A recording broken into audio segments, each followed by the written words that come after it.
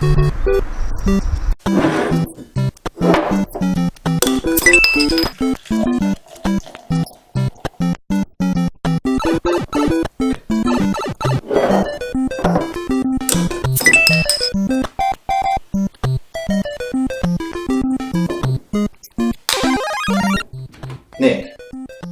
we're back in your house. This is where we recorded the first ever Science Shed. It was born a year ago today. I remember it well.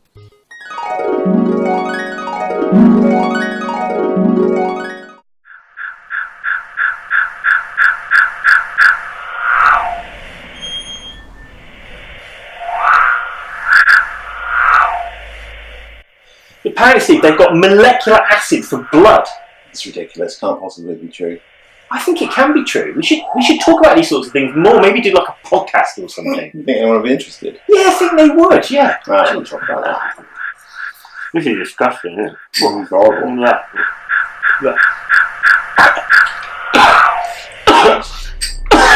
Yeah.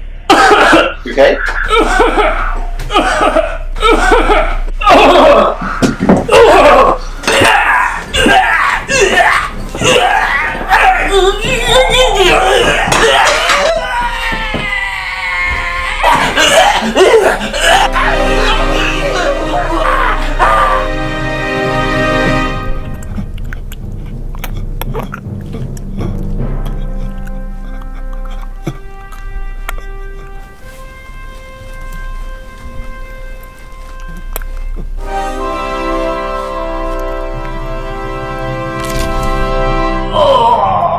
Right. Jeez, oh, crikey. That hurt, man. Oh. How you feeling? Oh, I feel a bit rough, but a bit better now. Should we go find that little guy? Yeah, come on then.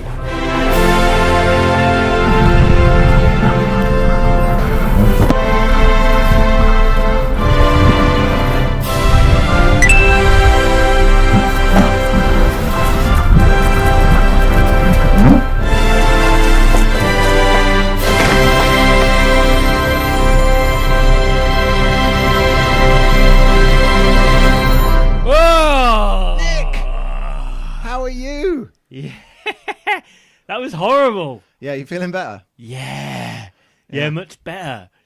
It can take it out of you sometimes, can't it? When you give birth to a science shed. Absolutely, yeah. Although that was a year ago. It was a year ago. Oh, shit. But look, we're in a shed.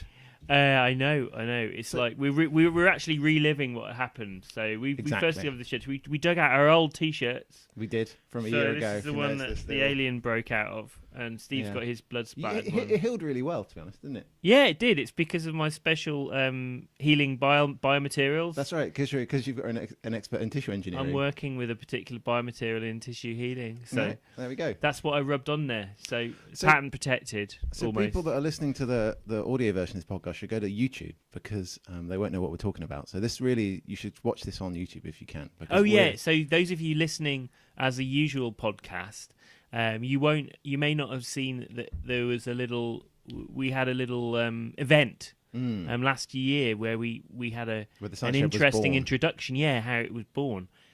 So do go and have a look at that, and then this will all make sense. Yeah, otherwise it just looks even more rambles than we normally have. But here we are in a shed. Yeah, you know, with the Steve, we're always in a shed. Oh, sorry, of course. Here we are in the shed. The shed.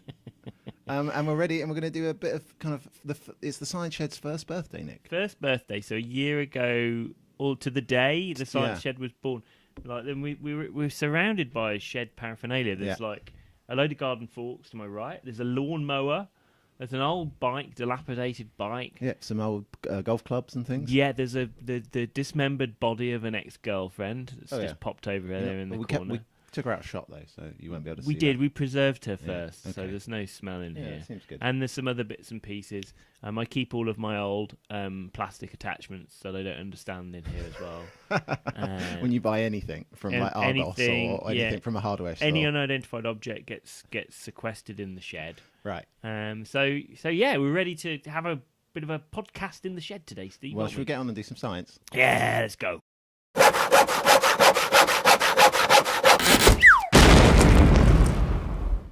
Oh, so that whole alien thing, the Yeah. chest bursting thing. We've had a little chat about alien before. Haven't We we? have. We spoke about molecular acid. if We you did, which remember. they've got for blood. Yeah, allegedly, which isn't a real thing. Do you reckon the whole parasite thing is like? Do you reckon that would work? You mean like the kind of face hugger and the eggs and that? Yeah, kind there's of kind of like two things, isn't there? There's like a larva type Yeah. thing, like a sort of intermediate life cycle thing. So I'm just talking about the original Alien universe Right, now. so- I'm not going to overcomplicate That's the it. canon. Yeah. Going into the new ridiculous genetic I engineering. haven't even seen that one yet, but carry on. Yeah, you're not missing that much. But anyway, so they've got this kind of larval stage that Yeah. lays an egg in the mouth of a person. That's right. Yeah. So Right. the face hugger. Yeah, that's one thing. That pops out, and it's like some kind of other alien thing. That pops out. It's like a kind of little white version of the big alien, the big xenomorph, isn't it? No, not the one that. Oh, you mean talking about the larva? The larva that pops out of John Hurt's chest. Oh, it's a little fella, but it turns into a normal alien. Yeah. Eventually, it That's grows. just a kind of a juvenile. Yeah. And the big queen lays Yeah. all the eggs. So there's Yeah. some kind of like sort of societal thing going on there, Right, like yeah. some kind of colony based, like in an ant colony or something. Or naked mole rats. They also have female dominated. Do they hierarchies. Yeah, they do. Yeah. In fact, they've got they have one queen that suppresses all of the other females that they don't go through puberty. Oh wow! So it's kind of like a sort of alpha female. Yeah, exactly. Oh right, okay. A bit like the aliens. And Yeah. they also got the weird teeth thing. Maybe there's a naked mole rat inside the middle of the xenomorph. Maybe that's it. That'd be weird. So the other thing about it is right. We just Parasite. had some technical difficulties there. Again, this will be our third video where we've had to cut because I messed up with the camera. It's but not you messing totally, up though. It's totally like, my fault. is it? All right, fair Well. enough. It's your fault, Steve. Well, all right. You- So you- we're talking about aliens. Yeah. So the other In the thing, lungs. I was thinking about parasites. Yeah. And whether that I was thinking about parasites that do weird things. It's just Yeah. a general interesting story, isn't it? The idea of parasites. Yeah. Don't There's you that. think? There's that ant, isn't there, that gets that infection that makes. I was going turns to them talk into- to you about that. Ah, right. Yeah. Yeah. No. Have I totally just No, stolen your definitely thunder? not. I No. don't know much about it, but other than it's like a little zombie ant. Well, I read a little bit about it. It's called phronema. It's Right. called or fromina. Yeah. So it's a parasite that it's a fungus. Uh-huh. So it basically somehow infects a type of ant, carpenter ant, Right. in like hot places. In hot places. That's my technical knowledge of where it's habitated. I think it's in like the tropical rainforest and things Right. like that. Okay. Anyway, so it infects the ant, and for some reason, which is not understood, Yeah. as far as I could work out, the ants walk up the tree Yeah. away from the foliage on the floor. So it's just they would just get infected. Like They there's get no infected. special. There's no face huggers or anything. They're just infected like you would get any other kind The, of li- fungal infection. the spore basically. is inside the ant, so Right. it's infected the inside of the ant. So it's he got has to into eat the, it or to the something. exactly. Yeah. And it goes inside, and if it somehow makes the ant want to walk up to a tree, onto a leaf, bite down really hard on a leaf, and then die. And basically, the fungus will then grow out of the ant. It doesn't grow out of his head. Grows out of the ant's head Ew. on the man. And basically, it's thought that this is how this has evolved because, like, the fungus gets a competitive advantage. Like, so it's evolution in action. So the idea is it goes high, or what's the point of the leaf? Is it just that you spread the fungal Spread the fungal spores, yeah, further spread because wider they're higher? distance, yeah. So competitive advantage being up there. Right. So and also it gets to feed off the ant, so it gets a sort of source of food. But that doesn't suggest why the ant would climb the tree. No, so Yeah. no, and it's a very interesting, confused picture. You know, with those things, you get these kind of quirks of evolution. Like, what is one of my frustrations with, like, the kind of downside of kind of Darwinian evolution is that anything that happens obviously happens that way because it's been Darwinianly selected for. So you can just explain everything. Like, there's no like you could if we found something that I don't know, like an ant that made a little like a parasail and then like flew. You just say, oh, well, it's got some competitive advantage. Like this, it's just some of it's so nuts that you get this zombie ant that climbs a tree and you have no idea how it works. It's totally weird. Do you want to hear another really weird one that Go I on found then. out about? So you've heard of toxoplasmosis? Yes. Why have you heard about toxoplasmosis? Isn't that what Tommy dies from in That's Train how Spotting? everyone knows what everyone is aware of toxoplasmosis purely because it was in Train Spotting. Yeah. What was it, pneumonia or cancer? No, toxoplasmosis. Is that like a stroke? So the idea was Tommy. Is it Tommy? Have I made that Tommy. up? Yeah, am I right? Oh, yeah, God, yeah. that's good. Tommy. That's good. He's the film blonde-headed knowledge. one who's like, Yeah. he's having fun times with his lady friend, and he's watching what he thinks is a sexy video of them both, and it turns out to be Archie Gemmill scoring a goal against Holland in the World Cup in 1978, I think, or 74. Anyway, he gets it because he's a smack addict, and there's loads of cats coming around pooing in his house, and because he gets AIDS from needles, his immune system goes down. So basically, that makes you vulnerable. You wouldn't normally get toxoplasmosis if you're a human unless your immune system's wiped out. Anyway, but the toxoplasmosis is insane, right?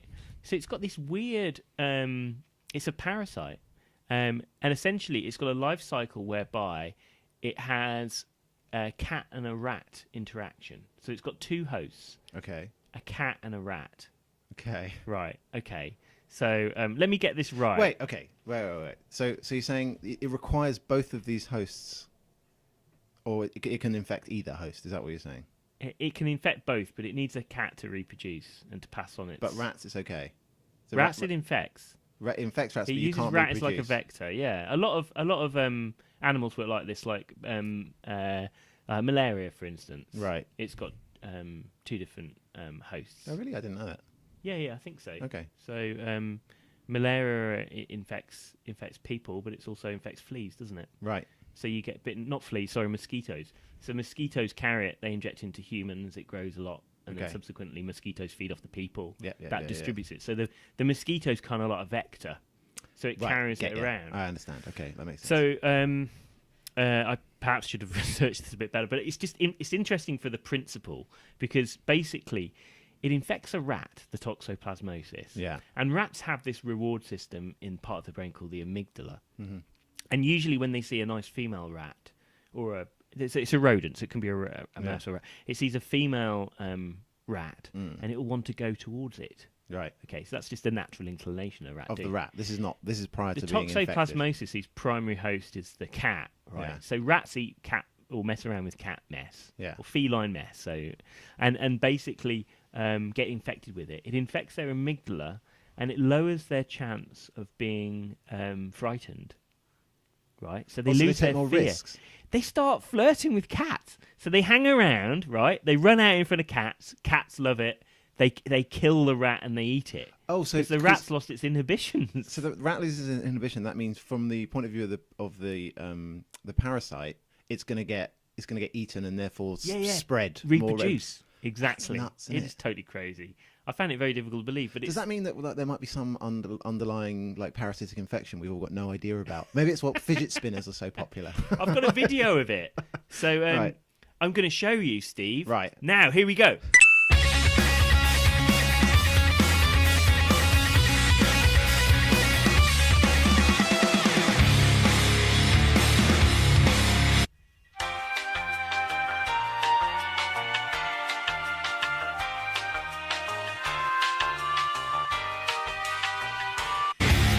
Cigarettes and gasoline. Light a match and watch this scene burn away in front of me. Whoa. So, I've got a couple of points on that. That's really silly. Did you like the heavy metal music? I like that, Oh, yeah. that's my favourite bit. They could have put Rush over the top. Should we recut it with Rush? No, it's funnier with it. It's so ridiculous. How do they know about the amygdala? Are they wazzing like rats in little MRIs? You can do an MRI, yeah. On a rat with them. And also, how do they know that? So that rat looked to me, it was pretty much game over for him. He was end game. Yeah, end I felt game a bit rat. sorry for the rat. But like taking unnecessary risks because his amygdala was been co-opted by some toxoplasmosis parasites. But how do they know that wasn't just like a ballsy rat? It was just you know what? If you can do a control study and show it works, then you just use it as supplementary data. Do you know what I mean? You're always about the big headlines, aren't you? That's your trouble. I want to know the details, the minutiae. Anyway, that made me laugh. That's really interesting. But there's loads of other examples of this kind of co-opting. Yeah. There were zombie spiders as well as ants. There weird. were hairworms. So they infect crickets. Uh-huh. So I can't remember what the Latin name is. Oh, here we go. These are Nick's notes here. Let's try Yeah, I and- can't. I haven't got the Latin name of the hairworm, but anyway, goes into crickets, Yeah. makes them jump into a pond where they can reproduce. It's nuts, isn't This it? is and another one. Another example But is the I suppose- brainworm. Yeah, but They make ants bite leaves, right? You know, like the other one, they bite the leaves so that the fungus can grow up on the top. These ones bite the leaves specifically so they're associated with leaves that particular ruminants eat, so they can infect ruminants. right. Okay. So it gives them an advantage to infect ruminants. So the thing is, I think we probably should clarify is like it doesn't like there's no kind of active decision making process going on here with like the fungal infection. It's a weird quirk that's allowed it to be selected for, right? So there's no like so I think what you might be thinking of saying they make them go up the tree is that there's like remember Krang from Teenage Mutant Ninja Turtles, the little brain that used to drive No. around. Okay, fair enough. No. But like there's Are no we talking the cartoon? yeah, of course. Right. Um, Teenage Mutant Hero Turtle. There were Ninja Turtles in the US. weren't Hero there? Turtle. But we changed it because it was too Oh, ethnic. it's too violent for me, Steve. I don't want to Who was call your, them ninjas. who was your favourite turtle? Well, it's probably like Michelangelo, wasn't it? Wrong. Son of You're a Divvy one- scientist. The divvy one who eats the doesn't like anchovies. That's Michelangelo. Yeah. Because he was like that, dude. No. He's the only one who had a character. Donatello does machines. All of the others were the same turtle. Rubbish.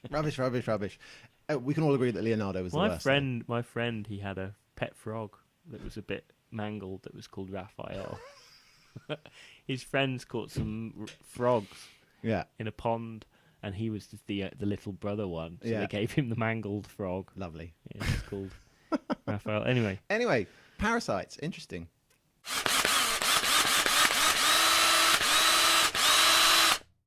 Nick, hi Steve. I've got a how does it work for you. Oh, Right.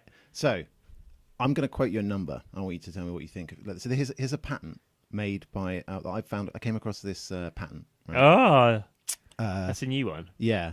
By a research chemist by the name of William A. Mitchell. Bill Mitchell. Yeah, on the 12th of December. Isn't he one of the from EastEnders? Billy Mitchell. It's like their little he brother, was. one of the Yeah, Mitchell it's the little brothers. it was like the kind of He was the one who runt Mitchell. Yeah, he didn't hang with his older Yeah. brothers. Anyway, on the 12th of December Poor 1956, Billy Mitchell filed patent number 3,012,893. And do you know what that was? Say it again. It's the patent number 3,012,893, which was the US. 3,012,000. Okay, So that was his just patent number. 3012000. Yeah. 3,012,000. So Yeah. is the number significant? No, it's not. It's Oh, I thought you completely said the number was wrong. No. significant. So he I was thinking speed of light. No, no. too so, slow. So he patented this. What's that? I've got it that's- I've got some popping candy in front of me, It so I thought hurts. so I thought we could try some on the Can I eat camera. some? Yeah, exactly. So it's going to be we'll be all able right. to hear it. Where'd you get this from? I got this from a shop yesterday. So have you researched the kind of background? I know how it of works. candy? Right, so here we're going to try some popping Oh, candy. it smells so good. I'm really hungry. Oh, my mouth, saliva's going. Okay, so this might be really annoying for everyone listening to this, but Nick and I have popping candy Maybe in it'd our be mouths at the moment. sensual. Sensual. You know that synesthesia thing. Yeah. Oh, baba. So Nick, how Mm. how does popping candy work? Oh my god, Is it good? it's just weird. Well, I don't know, but do you want me to have a guess? Have a guess. Or will that spoil your party if I guess? No, have a guess. It's something you I kind of think- see every day. It's been patented, to be fair. It didn't make him much money at the time. Do you remember when we were talking about, you know, those? I can't remember what they're called now. Prince Rupert's, Oh, Prince Rupert's drops. The, Do you remember we were talking about it? Yeah. and you drop them in water, and the outside bit became very ordered and crystalline, and the middle bit was sort of soft. So the outside bit was extremely hard in particular directions. I'm wondering whether this might be similar to that. So, like, But do you think... when it gets wet, there's some kind of tension that Yeah. breaks, and it kind of pops. So do you, in some but do you way. think you're doing... I love so the this. question oh is- my god, I'm enjoying this. Hang on. Oh, it smells so good as well. So lemony. I got some, Oh, I got some it's strawberry on here. Do you want to delicious. try the strawberry Yeah, on? go on. So the question is there a chemical Oh, it reaction smells that's weird. going on in there? I do that. So no, come on, you got to think about some science now. Oh Is there- my god. Is there? Oh my god. What happens if you breathe this in? You're would it be fine. bad? It's just sugar. I'll tell you that it's just sugar. There's nothing that's undergoing that. There's no chemical don't- reaction that's happening in So popping candy. that's what I was thinking is some kind of like tension which makes it sort of pop. But how do you get Like popcorn. All right, so you think there's kind of some kind of elastic energy? When you put it in your mouth, it gets wet, and that Yeah. causes some elastic So, tension. so you're to be right, but released. it's stored in gas. So basically, all you do is you take sugar, you heat it up till it bubbles, and then Yeah. you just put it in 40 atmospheres of pressure. So you put it in a big like pressure vessel, and you just What's let it 40 cool down. atmospheres mean? What it means, so 40 times atmospheric pressure. So it's really So high what pressure. have I got in my bike tyres? You Probably my mountain bike tyres is about 40 atmospheres. no 40 psi probably. That's much slower. It's way, way, way, way higher than anything in your bike tire. Oh, really? Yeah. What have I got on my bike tyre then? Probably about 40 psi. 100 psi if you've got a road bike. Yeah, what's that in atmospheres though? I don't have to work it out. You'll just expect me to do, but it's much lower. It's kind of, I don't know. It's like 1.2 It's atmospheres. really high then. It's It'll be like like 1.2, something like Okay. that. That will be on the order. Oh Yeah, no, yeah, 1.2. something like that. Yeah. Well, I'll fact check this. And We'll put a fact check little it. thing. Here we go. We're going to fact check it. Yeah, So I yeah. was So there I you was go. completely wrong. Yeah. So Well, you're not completely wrong. It's like 2 point something. Yeah, Wasn't it? 40 atmospheres is 2.7 atmospheres. Yeah. Sorry, 40 it's PSI. not 40 atmospheres like I was Yeah. saying though. So, but really, all you're doing, so what happens there is you just compress the gas, and then the liquid cools down that you're hearing now talk about, and then what happens is when it goes in your mouth, it just dissolves the sugar until you get to the gas pocket, and then when it pops, it's actually gas. There's not something. It's not like you're evolving carbon dioxide or anything. It's just sugar with little pockets of gas in that are just formed under high pressure. So the gas in this sugar is under extremely high pressure. Yeah, that's why it So pops. So just the like energy- when you pop a champagne cork, the reason it pops is because there's loads of gas. How did he find that out? I wonder how he found it out. That's chemists. They just stick about with sugar. Really. He must have had an insight there. He must have been sitting there one day thinking, He didn't actually make much money of it, actually, Did he not? because they said there was no kind of application. Well- and to be honest with you, despite the fact that yeah, we're having a I'm bit gonna of have fun little bit. today, Yeah, I mean, how often do you have? popping candy, but it's really cheap to make. Basically, it's 15 grams of sugar in here, and they charged me like £2 for it. You pay £2, Yeah. pound each for this. Yeah, that's Psycom happening. You were robbed. Yeah, Is that because we're in the shed in a different part of the country? Where it's more exactly. expensive? Maybe. Mm. But yeah, so popping candy. Bloody hell. That's that. all right. Well, I've got it all in my mouth now. So. Right, very nice. Delicious. Cheers. Happy birthday, Steve. Happy birthday, Nick. So it's the 12th of June. 12th of June, 2017. A year since the Science Shed was first published to the world. It is. It's been. Do you know what's kind of traditional on birthdays? We have a cake. We have cake and also a gift. Nick, I've got you a gift. No. I've Where got is you a it? gift. It's just in my bag. I'm about to go. But I would have wrapped it up, but I couldn't be asked. I didn't think you had a gift for me. I've got a gift for Oh, you. I've not got you Yeah, anything. I've got you some things to look at, but you can't have them. So I've got a gift for Nick here What's this? to celebrate our first Oh my anniversary. god! It's a Science Shed T-shirt. For those of you who can't see on the camera, I'm just going to hold it up. Yeah. For people who are looking on the camera. Oh god, what am I doing? This looks like high quality. Is this Fruit of the Loom, Steve? It is Fruit of the Loom. It's yeah. not. It is is it? Fruit Do of they the Loom. still do Fruit? Look, Fruit of the Loom. What is Fruit of the Loom? They seem to have been around for ages, but seem to Yeah. just do T-shirts. Yeah, well there you go. That's amazing. I'll So- put it on in a bit. I'm not going to show everyone my expansive gut at the moment, but I'll pop that on in a bit. Yeah, Yeah. thanks, Steve. That's all right. So we're going to make T-shirts available to people. We can do that now because I've set them up. Do you think we we've can got have the merch? market? Do you think it- Do you know what? You got to start somewhere. Amazon had their first customer too. So it's going to be like when, I don't know, when video recorders came out and they cost like the equivalent of £20,000. So people are loving to buy a T-shirt and it will cost a huge Yeah. amount of money just because no one can buy it. It's not that expensive. Oh, thanks, Steve. all I've right. got nothing for you. Ah, well, oh, I do that's have some surprising. things. I've got some science-related things. Oh really? Do you want to have a little sort of show and tell? Let's do it. Show and tell on the Science Shed. Oh, I it's just good for the brought- video. 'cause I then you just get- brought some little things from the lab to show you and see whether you could sort of guess what they are. All right, let's do it. I have to be careful with this. This doesn't actually belong to me. It's kindly lent by Janusz Kanzler, who's a Thanks, Janusz. colleague of mine in the lab. A friend of the Science Shed. Who has a load of these interesting things. So, can you guess what these things are? So, very careful. Handle it very, very carefully indeed. And there's another one there. Okay, so what I'm looking at here is a you very kind of Take this one too. yeah. Okay. They're different for a reason. So I'm looking at here. They kind of look like a very thin cross section of bone to me. Oh, you're too clever, Steve. Is that what they are? Yeah. Ah. I was hoping you might say something else. It kind of looks. It kind of. My first instinct is it kind of. So I'm looking at this kind of thing that looks a bit like white plastic, and it's kind of like it's lots of kind of crisscross, patterns on it. It kind of looks like if you cut through, like, I don't know, packing material, but it's quite light and it's very white. Also looks a little bit like a 3D printed thing, but I guess it's... You can 3D print something very similar. So it just looks like a cross-section of bones. Yeah, can you see any differences between the two? Yeah, so this one, the first one you've given me here seems to be there seems to be lot bigger holes. Yeah. So I presume that might be a different part of the different bone. It's not or actually. you could have disease. Yeah, do you know what disease it Is is? it osteoporosis? or something like that? Yeah. So one of, Biology's easy. I don't know why It you is don't. easy, You should be. it's extremely easy. But yeah, so Okay, so that's really cool. So the one on the bottom here is basically taken from the same. What bone did it come from? Do you know? it's from the femur, I From the believe. femur, and so Yeah. the fact that the holes are bigger means that it's more brittle. Is that what it means? Exactly. So people who have osteoporosis, so at the top of your bones, right, Yeah. in your femur, your bones are big, and you don't want them to be too heavy, Yeah. but you want them to be strong. So in the top of so most of your bones are hollow. Yeah. You got a shaft, but a hollow shaft, so that makes them lighter. The top of your femurs actually has to be quite wide because of the biomechanics of it, where it plugs into your hip. Yeah. And in that region, if it was solid, it would be really extreme. light. If it, It's yeah, really it's a light. small piece. I know, but It's also dry as well. It's dry weight. Right. But at the top of your femur, if that was all solid, it'd be too heavy. You'd be Right. screwed. So you form these things called trabeculae. The next thing on the show and tell, I'm excited about this. What are we getting? Okay, right. It's in my crappy little box. So this stuff. We brought a lot. We've written it on the side, so I won't look at what it don't says. read it. Yeah. Okay, so next hand will be another tube here. It kind of looks like. Stick your finger in, have a little squash of it. See what you think of Can I that. squish?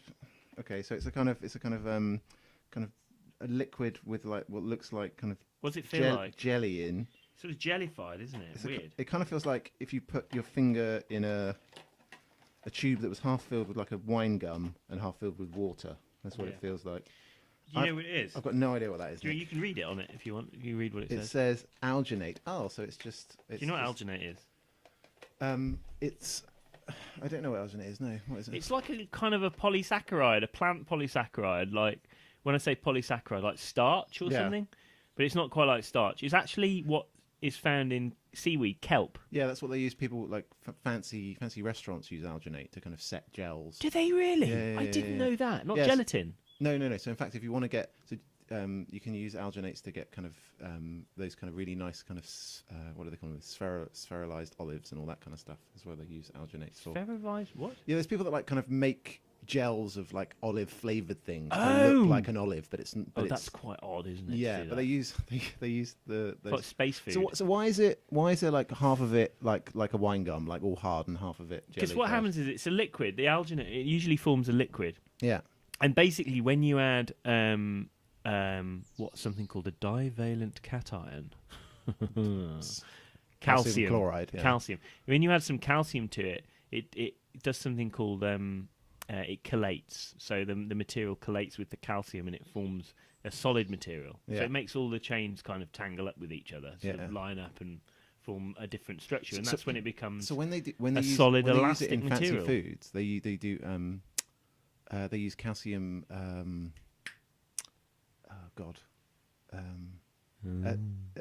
Spit it out, see. Citrate. Calcium citrate. That's what they use, and then they dump it in, and what it does is it just where it makes contact, it forms a hard gel bit, but the middle bit stays liquid. Absolutely. So you Yeah. can do that too. So one of the things that you can do with it, because it's very biocompatible, it's not toxic.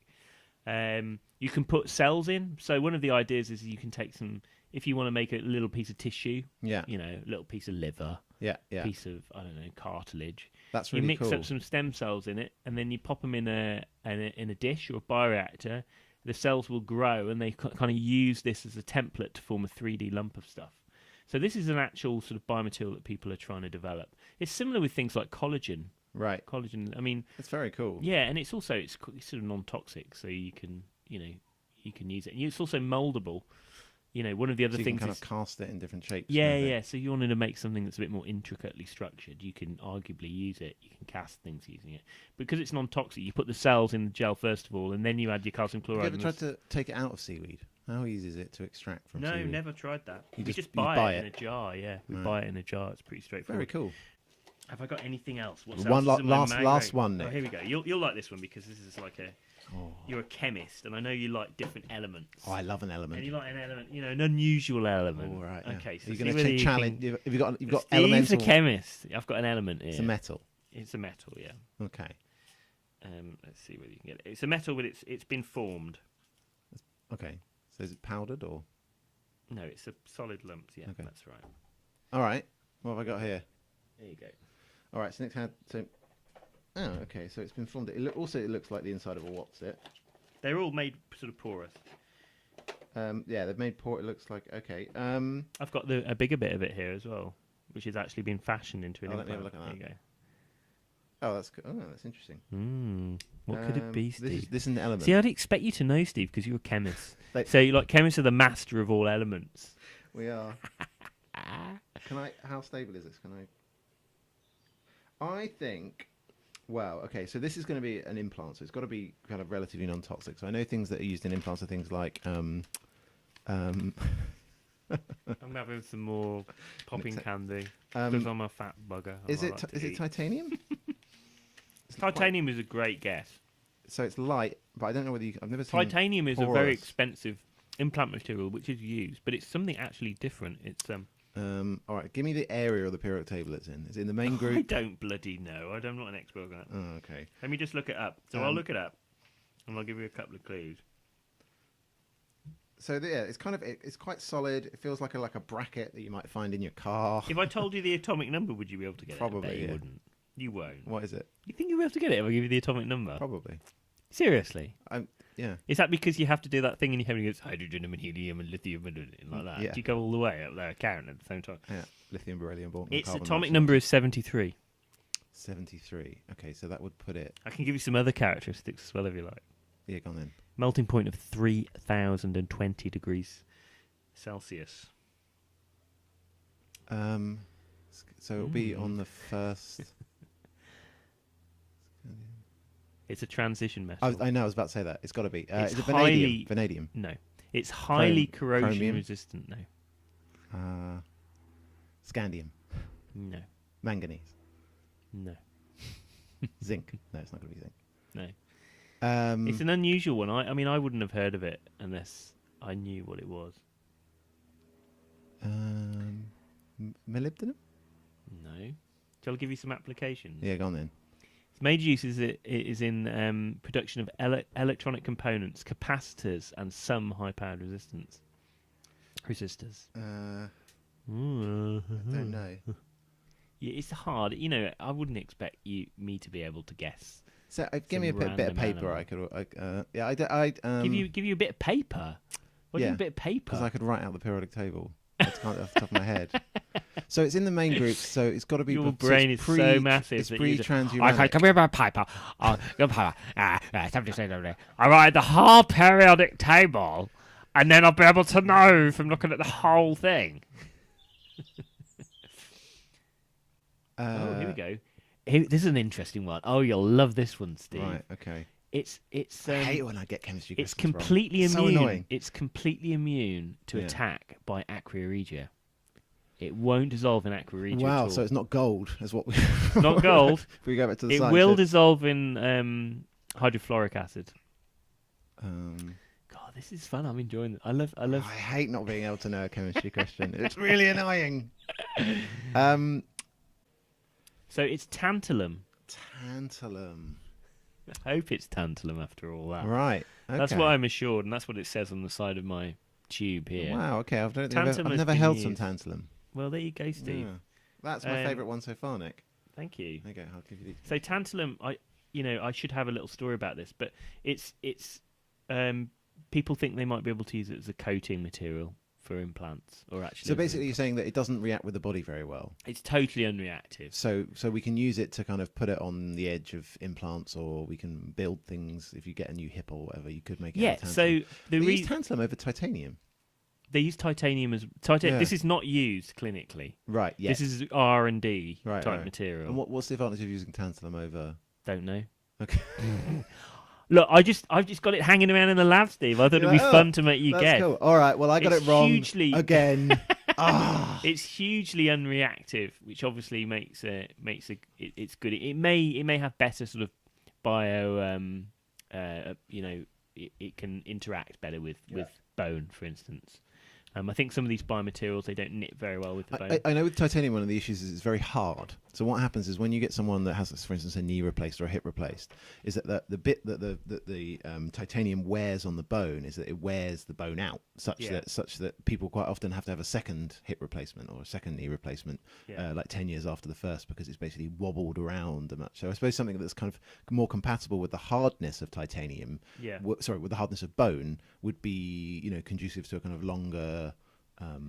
Possibly. I mean, sometimes it's bad to have things which differ too much from the native bone. Yeah. So you get these areas of high stress in particular parts. Right. So that's not always a good thing. All right. Well, I got it wrong. Okay. I mean, I'm just having a quick look here. I mean, it's Nick. Happy birthday, Steve! Thanks, Nick. 1 Happy year. birthday. Yeah. So I had a quick look. I've been looking at who else's birthday is today. Oh, that's a good thing to It's know. not that many people. That are born on the 12th of June. Peter Such, the famous England cricketer. Yeah, I don't know who that is. Not many people will. Robin, Swedish singer-songwriter. Oh, Robin. Okay. Robin, her birthday Happy birthday, today. Robin. So I had a Sure, she's a keen viewer of the Science Shed. I also thought, well, I'll have a look to see whether there's any famous scientists who are also born on the same day. Wouldn't that That's be an the amazing Science Shed. coincidence? If a scientist was born on the same day, as Yeah. not really, because there's quite a lot of scientists in the world. So I would guess roughly 1 in 365. Yeah. Scientists. Could you name 265 scientists? And you're a scientist? Could I name? Well, I think I'd have to spend quite a long time trying to do it. So the one that stood out for me, there's Do you a know number what would be of. good if it was De Hevzy? Because we've spoken about him Oh a couple yeah, of no, times. unfortunately not. I wished it was. There's several of them that I found. The one that's the most interesting, I think, there's a chap called Bert Sackman. He got the Nobel Prize in 1991, and he invented patch clamping. Have you heard of patch of clamping? course, electrophysiology. Exactly. So you get a tiny little electrode, you stick on the side of a cell, and you It's can just measure. It's a little glass pipette. Basically. Tiny, yeah. Yeah, about a micron diameter. Make it with your mouth, I think people do. Not You anymore, do patch not clamping. anymore. You can do it. We have a CO2 puller. To Do make you? patch clamps. Okay. Do you do patch clamping? We do, yeah. Oh, I remember you showing me some stuff about it. Scanning iron conductance. No, we actually do patch clamping now. I've got a proper patch clamping rig. Who's doing that then? A guy in my lab called you. You? Don't. Sorry. It's like, sometimes you just like, I'm just not even going to say that. His name's John, all right? His name's John. John, all right. Hello, John. But anyway, so he does patch clamping. Oh, that's really interesting. Yeah, we do patch clamping. We're not, well, he does it. I don't know what he You does. can tell him that the guy who invented that shares his birthday with the Science Shed. I will. I'm sure he'd be very interested. Yeah. There's a good question. How does your lab see the podcast? What do you mean? I think I'm like an I don't tell him about it. They know about it, Nick. I guarantee it. I try not to talk about it too much. So do I. But I feel like I kind of embarrass them a little bit. Well, I'm not surprised. I mean, you are sitting there in a blood splat t-shirt with a headband on your head. Wouldn't my parents be proud of me now? Oh my goodness, doesn't matter. Okay, Right. The chap, another guy called Fritz Lipman. He discovered coenzyme A.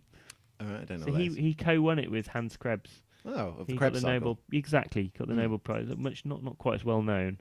I don't know whether that's deserved or not, but yeah, another guy. But the one who stood up was a chap called Sir Oliver Joseph Lodge, who I've come across before. Oliver Joseph Lodge. Don't know that. No, he's not well known. He was a big figure in the end of the 19th century Okay. in electromagnetic radiation. Okay. So basically, electromagnetic radiation, Yeah. it was predicted before it was discovered. I didn't know that. No. Okay, so Michael Faraday. Not Faraday. James Clerk Maxwell. Right. You've heard about him. Well, the Maxwell's equations. Well, people knew what the speed of light was Yeah. and everything before it. And based on Faraday's work and his own work, he I'm just going to take a moment to appreciate Maxwell's equations for a second, right? There's 4 equations that describe all of electricity and all of magnetism. Yeah, He nailed that. it's pretty incredible. Imagine that, isn't just it? like I try so hard at work, and we achieve so little, and then he just boshed that out. Bam! All of electricity and all of magnetism. I'm going to the pub. Yeah. Well, people didn't know people hadn't detected them before. No. Before then, people knew about light travelling, and they Yeah. assumed that was an electromagnetic wave, but they weren't able to properly detect evidence for it. Yeah. So he spent a lot of time designing apparatus to try and detect electromagnetic radiation. It's quite a sort of moderately interesting story. Go on then. Well, he was trying to show that he could detect them, and he built these big rigs with massive parallel metal wires, basically. Right. And he started to see these things like a spark would only jump across at a particular frequency with which he charged his Leyden jar. So they were Right, also okay. working with old way static electricity generation. That's the best way to generate really, really high voltages. Yeah. And basically he inferred that there were wavelengths associated with it. So he was basically discovering radio waves before anyone else had discovered them. Do you know what he did then? No. Well, you could argue he should have written it up, Should published have it. patented it. Yeah. You know what he did instead? He sat on it for 10 years. He buggered off on holiday. Went on a walking What a holiday hero. for a month. And then another guy, you may have heard of this guy, a guy called Hertz. Have you heard of Yeah, Hertz? I have heard of Hertz. Yeah. He published it in the Oh, meantime. Yeah, so he's the guy who got. So this is why we should never go on holiday, Nick. We But he should was- always be. He was totally cool about it. Like he Hertz was not. was? Yeah, he never felt any rancor. He was totally nice to Hertz. And Because like science, it doesn't matter as long as science was the winner. he sounds like he was like a gentleman scientist who had a fairly affable, well, kind of quite a weird personality as well, actually, which I'll tell you about in a minute. But yeah, the other thing about him is it's quite interesting. Have you heard? Well, first of all, one other kind of quite prosaic thing, he first designed something called a coherer. Have you heard of coherer? Never heard of that. It's basically two electrodes in a tube with some iron filings in it. Right, and what does it do? Basically, when you get a wave, some kind of electromagnetic wave of a particular wavelength, the filings will sort of line up and complete a circuit. Oh, okay. So it's a way of detecting. It's basically a way of detecting electromagnetic radiation. Very early device. I'm no expert on it. Later on, he also became mates with Sir Arthur Conan Doyle. Heard of Arthur Conan Doyle? have, yeah. Yeah. Do you know who he was? So he wrote Sherlock Holmes. Yeah, absolutely. He wrote Sherlock Holmes. Yeah. Do you remember? So Sir Arthur Conan Doyle's famous for Sherlock Holmes. Do you know what Yeah. he was like into in his spare time? Maybe, is this suitable for the podcast, Nick? Or is it a bit sexy? It wasn't some dodgy Victorian naughty thing. Because they were. Yeah, okay. No, I don't. What were Are you they? talking about slapping dick or naughty Victorian Yeah. with like sticks? Like, yeah, no. No, he was interested. He was mad and keen on spiritualism. Sir Arthur I Conan didn't Doyle. know that. Oliver Lodge was mad keen on spiritualism as well. Right. And he was totally nutted. You know, he was really into it. And he thought the ether, this idea of the ether, that's where the spirit world was. Well, that kind of makes sense. You can And see. yeah, because people didn't understand it. Yeah. So he tried, it's like dark matter today. I think that's where God is. Right. Dark energy. Yeah, dark Do you know what's energy. really think- do you know no, how I'm much- not, I don't mean that seriously, but some people No, might. But do you know how much? Okay, this is a side track. But do you know what's? You know they keep revising up the amount they think the universe is made up of dark energy. Like it keeps going up and up and up. I reckon they're missing something. That's do you know, my do you know thing. what it's at the moment? What? 95% of all of the universe, we have no idea what it is. Isn't that nuts? It is totally insane. It's like when it first came Maybe out. that is like maybe if Sir Oliver Lodge was around today and Conan Doyle, they'd be like that. That's where they'd be like trying to communicate with the dark matter. Well, that's what they were doing. So like the ether then is Yeah. kind of the equivalent of the dark matter today. Absolutely, yeah. So it's kind of weird the parallels. The ether got just abolished So- because so- you don't need it. Because we figured it out. Yeah. Yeah. Yeah. But the point So is, we maybe knew, there's we something knew there about was dark a problem. matter And that's we exactly don't understand. That's Yeah. exactly the point of dark energy and dark matter. It fills a hole. Exactly. We know it's there. We haven't figured out what we it use is. it, yeah, exactly, to predict things. You Yeah. put it there to make the equations work. Exactly. Anyway, this guy who we share a birthday with, Yeah. I'm really glad I share a birthday with him now. 'Cause he's Yeah. quite an interesting guy. He's interested in spiritual. So he had a son who tragically died in the First World War Okay. called Raymond. And he loved this son very much, apparently. So Um, that's not an unusual he used to trait. communicate with him. He wrote treatises on it. So he was a well-respected scientist, but he also wrote these long treatises on his son and how he'd communicated with him. Oh, sorry. He wrote them, just like published them about wrote how a to book. communicate with one son, basically. Is that, Yeah, that's what you mean? basically, he wrote... It's yeah, like a he- how-to for kind of emotionally repressed Victorian men. Sorry, well, not Victorian. Well, I think you've got to be kind to the guy because he'd lost his son and he was trying to sort of make sense of it probably, and he thought Yeah. he was communicating with him. And his son, he said he used to talk to his son, and his son would tell him that in the afterlife it was quite similar, Oh, but there was sorry, no you mean- disease, and they were giving out free cigarettes and whiskey, and the fact that they were giving out free. I'm going. the Let's free- go right now. but the free booze. the free cigarettes and whiskey. Actually made that was a problem for the church, so he fell out with the church. It would have been fine, the spiritualism stuff, they could They live would- with they that. would have loved The it. fact that God was giving That out free free booze. cigarettes Ski, that didn't work. That's amazing. Yeah, he's an interesting guy, and apparently he published a book called Raymond, which was about his studies with Sir Arthur Conan Doyle on spiritualism. Wow. Serious guy, working on spiritualism, working with mediums. Yeah. That was a massive selling book. It was in print for decades, apparently. So I haven't read it yet, but might go out and read it now. Totally got to go and buy it. Let's go and get it right now. Yeah. Where did that come from? It's my phone. Oh, such a professional.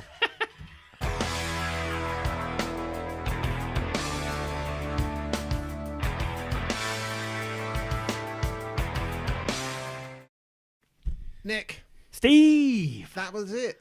Are we That's our done? first year anniversary special. So we haven't even waved at the listener. No, hello, everyone. Hello. I hope you enjoy the shed. Yeah. And I hope you enjoy our kind of intro that Nick and I shot 2 weekends ago at his house. And hopefully you've enjoyed the first birthday. And Hope so. Imagine what we'll have to do for the second birthday. Oh, Nick. God, do you reckon we'll get to 2 years? Who knows? I think infant mortality is very high in the world of podcasts. But let's try and keep it alive. We'll keep it going. We've got antibiotics these days. We'll be fine. We can use those. So I think we're going to try. I could regenerate. Well, what's coming for stuff. What's coming for the Science Shed in the year to come? Have we got any big plans for it? Anything new? No. It's more of the same. I don't know, Steve. Have you got any irons in the I don't know. fires? We've got a couple of things We're that gonna maybe get some guests. There's a fly in. Just ignore it, Steve. Sorry. Yeah, we're going to get some guests in the shed. We're going to have a few more of those. I think so. Yeah. But really, we're just kind of interested. I think definitely the best bit is if we can engage more with you guys. So if anyone's kind of listening or watching the Science Shed for this particular anniversary special and wants to kind of interact with us more, please do. Now we've got merchandise, as Nick can attest. Please get in touch. I'm Steve the Chemist on Twitter. And I'm at the Evans Lab on Twitter. And we'll keep doing this. Yeah. And hopefully you'll keep watching it, maybe. Absolutely. Have a good one. See you soon. Bye. Bye.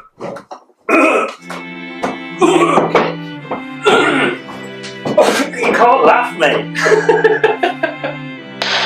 Science Shed! We're in the Science Shed! Science Shed! We're in the Science Shed! Come on, Steve. Bunsen. Burner! Dolly. Machine! Internal. Combustion! Why do we need Steam! Petri? Dishes! Oscar. Space! Isaac. Newton! Transplanting. Transfer!